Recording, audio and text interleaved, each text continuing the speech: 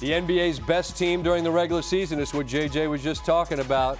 And they demonstrated once again they're the 8th team since 1990 to take a 2-0 lead in the finals after owning the league's best record that season. 6 of the previous 7 ultimately went on to win the title. We're going to visit with Jayson Tatum here in just a bit. It's Tim Legler. Hi, how are you? We're just talking about just the luxury of scoring options, right? And what Boston has got, where you don't have to lean into your 2 superstars. You get 20 from Porzingis in that first quarter, right? He was such a difference maker. And then I call Jrue just the ultimate pro. The guy doesn't need touches, doesn't need anything, and he can still give you this. To you, what stands out about what he did tonight? Yeah, what stood out to me was the fact that he just took advantage of what was there on the drives, on the closeouts to the three-point line. You know, regular season game, maybe he's taking some of those contested threes. He understood. Dallas, and I disagree a little bit with what Doris and JJ were saying about Dallas's urgency defensively. I just didn't think Boston played particularly well offensively in this game. Jrue Holiday took advantage of some of these closeouts where he could now take the extra step, get to the paint, get to the rim. He made his first 9 shots in the paint.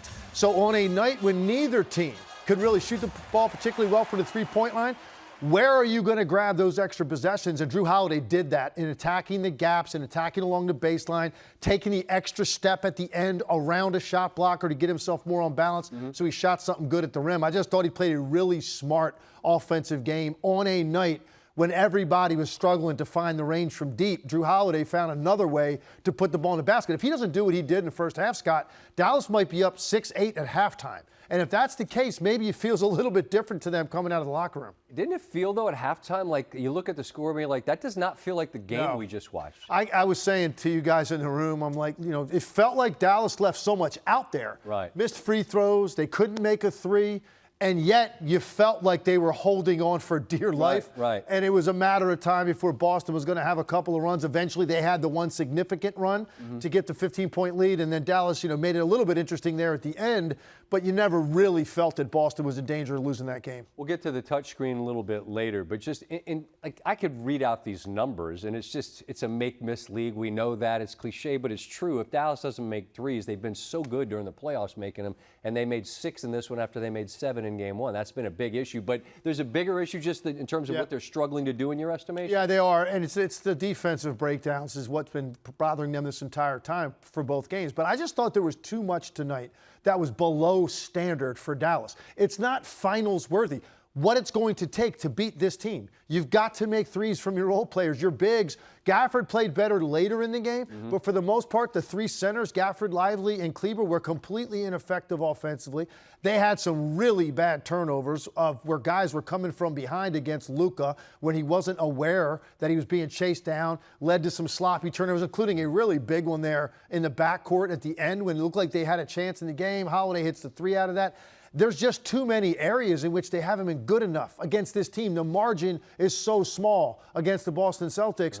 I've seen Dallas at their best. This hasn't been close to it through 2 games. And yet it's one of those weird games where it got close. It's a 5-point game. That white block at the end is unbelievable to not have any contact. It's one of those things that I just wonder how much conversation there'll be about that in the fog of war, right? You just focused on all these other things. That was an incredible block in a 5-point game.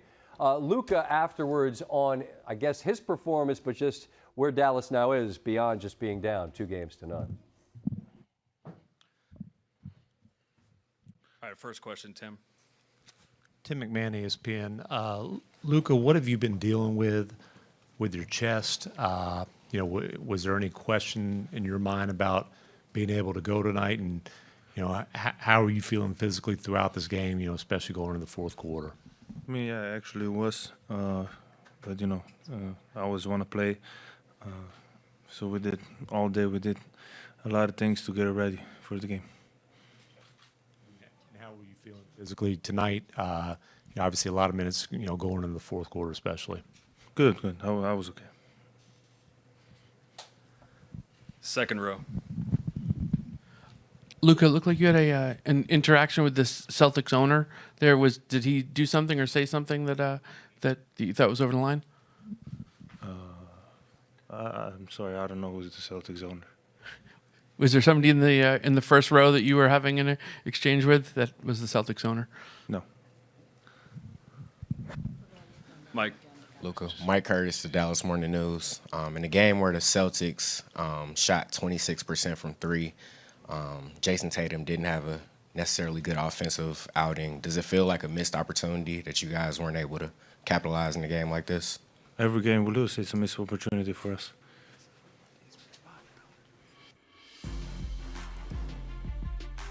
You see the numbers in this series from three. Luka, 8 of 21. The rest of the Mavericks, 2 of 21 from three. That has been a gigantic, gigantic issue. Hey, Jayson, it's Scott Van Pelt. Thank you very much for coming out to visit with us as your team has taken a 2-0 lead. I'm looking at the box, and I've got 26% for you guys from three, and you score 105. If I tell you that before the game, it might have seemed like it was a loss. What? You're smiling. How did you guys get a win in game two with those numbers for you all, which are substandard? I think if you look at it right in the first half, and really throughout the game, what kept us in it was our defense. All 5 guys who were in the game were on a string, locked in, communicating. And we didn't shoot the ball well at all, especially myself. And we just talked about it. When we came at halftime, we were still up 3. We felt like we should have been down 15 or 20. But, you know, the way we were communicating and competing on the defensive end allowed ourselves to still be in the game and winning the game throughout. I've described in the few minutes that we've been on talking about this game, I've used the word consummate professional to describe Jrue Holiday. A guy who doesn't care how many touches or shots he gets, just he's up for whatever is required. And on this night, 26 points from him. How do you describe, Jayson, what he provides your team? Just like a level of calmness, right? Obviously, he's been here before, and he's won a championship a few years ago, so he knows what it takes. And in the biggest moments, you know, he can calm us down. He can do the things. He can make a winning play. The block that he had, obviously he can score with the best of them when we need him to. He just makes plays all around, and we're very, very fortunate to have him on our team. He was 6 of 7 on passes from you. I don't know, was there a focus off of what you were running to try to find him, or was it just sort of what was available in the moment?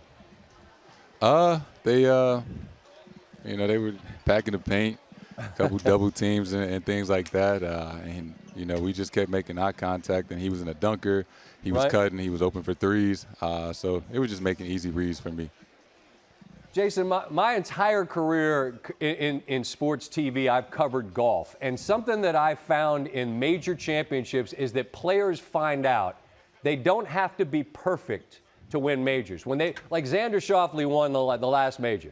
Was he perfect the entire week? No. But you find that my good enough is good enough. And what I'm getting at here as it relates to you is there a process where you're figuring out, I don't have to be a 40-point guy every night for us to win games. In other words, my good enough is good enough. Does that resonate with you at all? Yeah. You know, I would love to make some of those layups I missed and open threes. But, you know, it's law of averages. It's going to figure itself out. You know, I've been doing this for a very, very long time, and shooting the ball is the least of my worries, right? How can I dominate the game in other ways? And, you know, when my scoring, you know, meets the level of my defense and rebounding and assists, you know, it'll all be complete. I guess maybe as a final thought, maybe a different way to say it is that part of the process of learning what it is to be on this stage is giving yourself a little bit of grace. Does that make sense, perhaps? Yeah. You know, it's tough in the world we live in. Everybody wants you to be perfect. But, you know, just staying present in the moment, staying, you know, having tunnel vision and, you know, really just locked in on what we're trying to do as a unit and trying to block out all the outside noise and, you know, just continue to get one step closer to our goal. Well, you're 2-0, and your best game, I have to believe, is somewhere coming. Maybe it's Wednesday night. So I appreciate you taking a moment, Jayson. Good luck the rest of the way, okay? My man, appreciate you. Game should have started. I think play of the game, can't go unnoticed. The humility of our team is Peyton's shot at the end of the quarter, and you see guys around the league pass up on that shot or fake like they want to take it, and so that their numbers don't get messed up. And he takes pride in taking that, and that's winning basketball. So that's the first and foremost. That should have been the first question: is the ability of our everybody on our team to do different things that lead to winning. So. I'm really tired of hearing about one guy or this guy or that guy and everybody trying to make it out to be anything other than Celtic basketball. And everybody that stepped on that court tonight made winning plays on both ends of the floor. That's the most important thing. And then to answer your question, Jayson makes greatness look easy. He does it in a lot of different ways. He does it on defense. He does it on rebounding. Does it on passing. Does it on screening. He's a tremendous player. Hard to coach him, and he has the ability to affect the game in different ways. We're a different team. But it takes everybody to do it. That should answer everyone's question. Jake over here on the left side. Joe, that being said, was there an emphasis for Jayson to play more of a distributor role tonight? It seemed like that was kind of his personal agenda out there. The emphasis and where he's grown over the last 2 years is to take what the defense has given him and learn to impact the game in many different ways. And because of the type of team that we've had, especially this year, he's seen a bunch of different coverages, and he's seen different matchups because teams have to match up with our thing. And so coming into a game, it's kind of similar to a puzzle, and he's done a great job learning how to solve the puzzle and do different things. Tonight, with the way that they were rotating and the way that they were defending, the most important thing was making the right play at the rim, and we were able to stay out of transition because our guys made that. And so I thought he did a tremendous job doing what the game called for. Dave over here on the left. Joe, you guys trailed at the end of the first quarter. Luka had 13. Jrue ends up outscoring Luka in quarters 2 through 4. What allowed you guys to get him going on offense? And obviously, as you mentioned, a lot of you guys can do a lot of different things for you. But when a guy like Luka has it going like that, how much of a boost is it to get an extra scoring boost from a guy like Jrue?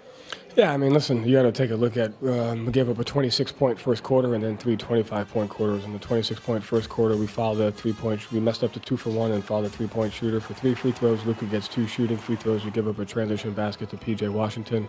P.J. Washington hits an above the break 3. That's almost 70% of the points there. So that, like, the game was going the way we wanted it to go, outside of the things that we can control. And I thought our guys took the poise and remained the mindset and the toughness to understand that. And then Jrue, it's connected, and that's what people don't realize is like every guy on our team can't be at their best if this guy doesn't do that. So Jayson's facilitating, Jalen's decision-making, that leads to Drew's playmaking. And the way that they're defending us, we have to make multiple plays, we have to have multiple drives. And I think Jrue did a great job. Guys did a great job finding him. He did a great job attacking closeouts and then either kicking it back out for a second drive or getting an open shot. And then what he can do defensively, it just goes back to everybody on the team works to impact the game differently every single night. He's the 4th player with 25 and 10 boards and 75% shooting in a finals game in Celtics history. The first since Kevin McHale in '85. Larry Bird, Cedric Maxwell, the others. Afterwards, he visited with Lisa Salters, and they were talking about the same thing Jayson Tatum mentioned with me, and that's the defense of the Celtics. Just being consistent, sticking with it, knowing that they were scoring, making plays, getting to the free throw line, but being consistent and sticking to it. And how about that play? I thought it was a block by Derek White. That could have cut it to 2, but you're not so sure it was Derek. It was amazing. I think maybe D. White got it first and then JB got it second, but just the effort, right? Just the effort to know that we're up by, 7, 10 or whatever. They could have gave up the layup, but to go up there and get that block is elite. Now, it seemed like, especially in the first half, when some other guys were having trouble making shots, Jrue stepped up and really had that kind of a game, but he continued through the whole game. Yeah, he was unbelievable. His effort defensively, everything that he brings on that end, and then on offense, making reads, making the game easy, making the right decisions. He's so poised, and you can tell that he's been in these type of moments, just very composed and just out there getting the job done. What do you think of Jayson's game tonight? It's the 6th time that the Mavericks have trailed a series 2-0 over the last decade and a half. If history is an indicator, they're fine. They've won 4 of the previous 5 and have 3 series wins all time when down 2-0, which is tied for the most in NBA history. Now, I was giving White the credit for the block all the time.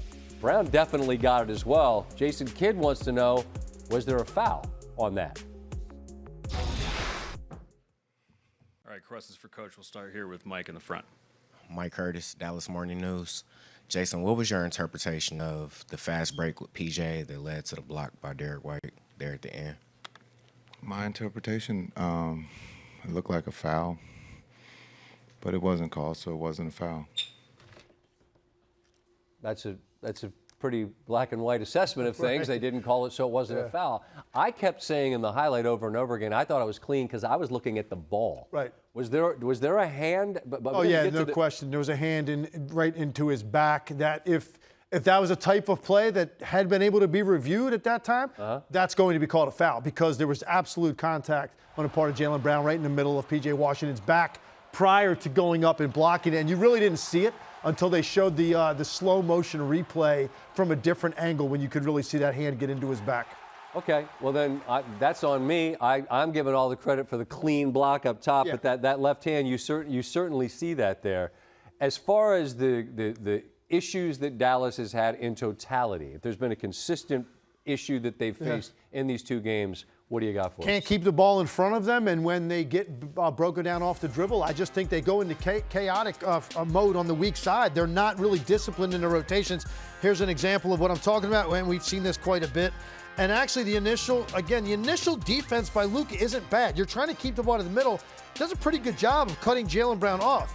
But when he spins out and gets down in here, that's when you're going to start to have some problems now on the weak side with these three guys. You get into the paint, stop right here. Take a look at Josh Green. I don't know when you should ever be on the weak side of the floor and just completely turn your back to the two players that are on that side because he has first pass. You're on that side of the court. There are two players over there. You're going to have to take first pass wherever it comes out. And you're going to see in a second what's going to happen. He goes, but so does P.J. Washington. He's also going to go on this kick out. So it's an undisciplined rotation all caused by getting broken down off the dribble. So when both guys go, there's one more swing. Great read here by Tatum. He sees Luka's coming out really hard and high. So here's another undisciplined play, Scott. You put it back down here for Tatum. If you're Kyrie Irving, you can't come off the strong side corner. It's not your responsibility to stop this penetration. You've got to stay with the shooter. That's why you've got a shot blocker on the floor. He's coming, and then you'll get a sink down here. That's what the rotation should look like. Instead, you're going to see Kyrie. He sells out to the drive, and you end up with a wide open three. And this is Boston didn't shoot well for the three, so you give them a wide open look in that situation. Just can't do it. One more example here. You get the switch, and again, surprise, again, beaten off the dribble. So now you're going to get rotation on the weak side. Look at the weak side defenders, both again staring at the ball. They're not really in tune with who's on the weak side of the floor. They do a decent job on the first two closeouts. The problem is against Boston, you're probably going to need a third. And you can see Daniel Gafford's relaxing right here. He needs to be in dead sprint now before that basketball gets passed. It comes to Tatum here. His first made three of the game, only made three of the game right there out of Jayson Tatum. Two clean looks. Now, one other thing about those two possessions, none of Dallas's possessions look like that. Where it's in the paint, out, around the horn, somebody toes up a wide open look. It feels like every pass that Luka makes is deeper into the clock, or it's a pass because he's gotten two guys. He's expecting that shot to happen right now off one pass. So someone's either going to take a three or he's going to hit a big guy rolling to the rim. Boston, even though they didn't shoot well tonight, they're still making the pass that's supposed to be made to the next guy and trusting it. It always gets back to your point about the balance and the trust of the number of guys that can shoot on this team and score. That's a typical Boston possession, what I've seen through two games. Dallas has very few possessions that look that way. Well, and the luxury of the depth of scoring options that Boston's got, it just shows itself again, and it has all year long. Luka was asked after the game about getting other guys involved. Obviously it didn't work because we lost. But, at the end of the day, we got to make some more shots. I think my turnovers and my missed free throws cost us a game. So I got to do way better in those two categories. But at the end of the day, we got to make shots to win them. You're shaking your head, and so am I. Let's be clear. That didn't cost him the game. He's being hard on himself. He's being a leader. That's what a leader's supposed to say. I was just going to say, give the man credit. He's a young man on this stage for the first time, and he's led him in scoring in both games. He's the only guy making any threes, and he's saying that's on me. What's your sense of what else can he do? I know this is a team you like. You picked him beforehand. They do get to go home. What has to happen moving forward, Tim? There's not much more he could do right now. There's several areas they're going to have to be cleaned up if they want to make this a series, period. Kyrie Irving's got to make an imprint in this series. He just has not been himself. I said before the game I'd be shocked if he had another bad game. That's just not Kyrie-like 6 on and big 19, stages. I think, tonight. 2 games in a row now. He just was not a factor offensively, and that's, Luka had said earlier in the playoffs after a game, he felt like he was letting Kyrie down. Kyrie Irving probably feels that way right now about Luka. He just has not shown up the way they need him to against this team. They're not making threes out of their role players. And the defensive breakdowns of keeping the ball in front, I don't know how much that's going to change. That's a personnel thing. But your rotations can be better when you look at film and tightening down what's happening on the weak side of the floor. But there are so many areas in which Dallas can improve. I would start with Kyrie Irving and the three-point shooting out of the role players. Yep, 7 of 18 just to get the numbers right. And, again, they made 7 threes in the first, 6 threes in this one. They've got to be not good enough against this team. Got to be better moving forward. Tim will be with us Wednesday for Game 3. Appreciate you, my friend. Got it. Here's Holiday on his contributions tonight. Jrue, if Jalen and Jayson are the superstars on this team, what's your role? And if you're going to be the team's leading scorer, leading rebounder, and shoot the highest percentage in Game 2 of the Finals, why aren't you a superstar as well? I'm a utility guy. I do whatever. I'm here to win. I feel like they brought me here to win, and I'll do my best to do that. But at the end of the day, this is their team, and I know it's probably just as much as my team as theirs. But again, I feel like I've talked about this before. The pressure that they have on themselves to execute and to be great is a little bit different than my pressure. And again, I've always been honest about that, and how they always handle themselves has been something that's been so honorable. So it's slightly different. They're superstars, and I'm here to support.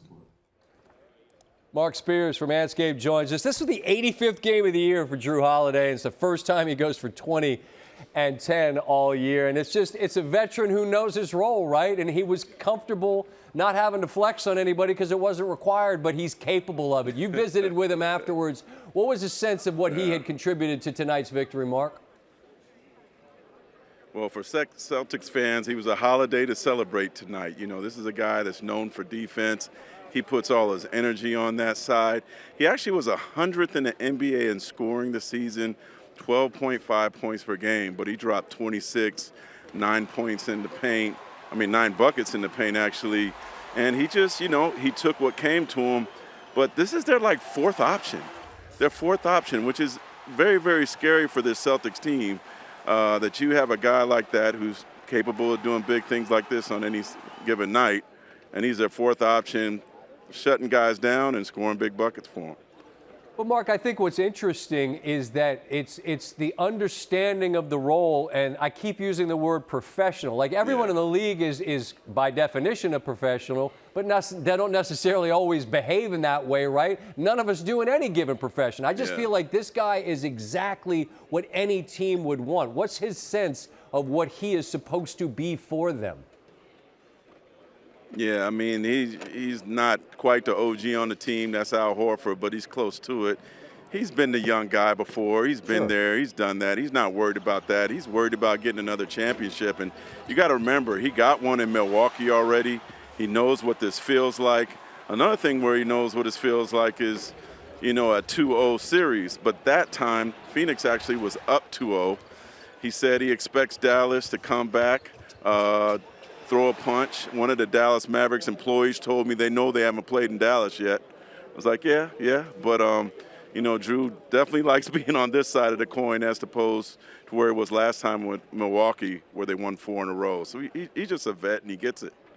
He does, and I just am curious in one last thing, and that's that I don't look at Boston now as having one rah-rah vocal, wave a towel, and follow me into the fire kind of guy. No ML Carr, right? Right, no, exactly. That's exactly no what KG. The old heads know this, but I would imagine that when Jrue speaks, people gather around to listen. Is that an accurate read? Yeah, he's an E.F. Hutton kind of guy, man. He's really calm and cool, and he doesn't say a whole lot, but he doesn't have to.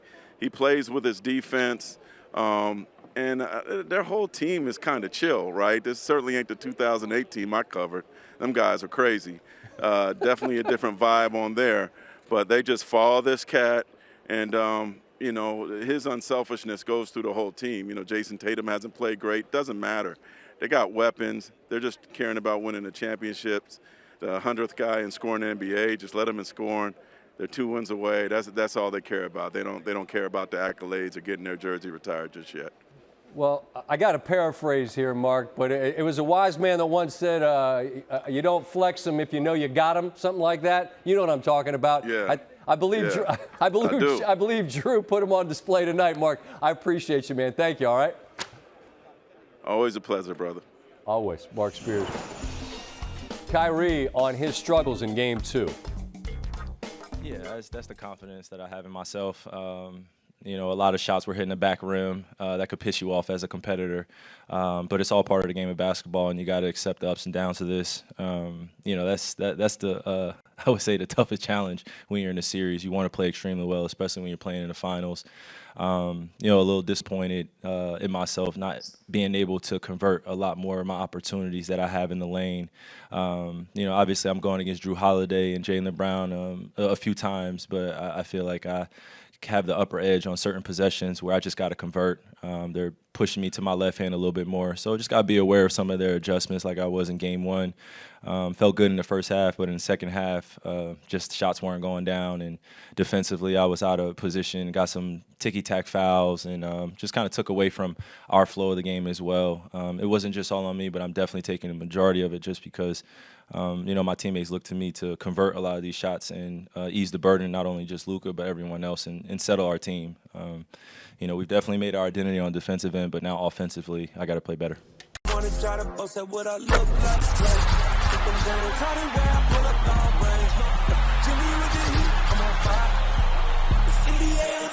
NBA